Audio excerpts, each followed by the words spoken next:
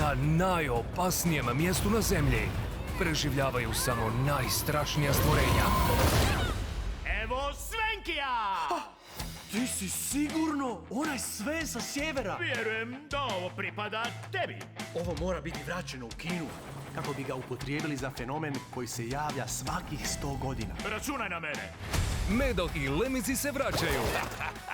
Uzet ću taj artefakt ako nemaš ništa protiv. Nemoj. U nemogućoj misiji. Bez brige, mogu ja to. Opasnoj akciji. Svene, kako ide? Loša je veza. Ne. O, moja guza! Što je o moja guza?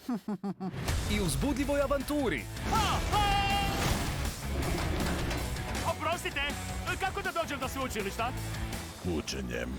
I ne možeš učiniti ništa da me zaustaviš. Tako treba Leminzi. O, vidim da si dobar prijatelj. Onda ćemo ga prestići. Pažljivo odaberi. U redu, eliminirali smo crveno kamenje.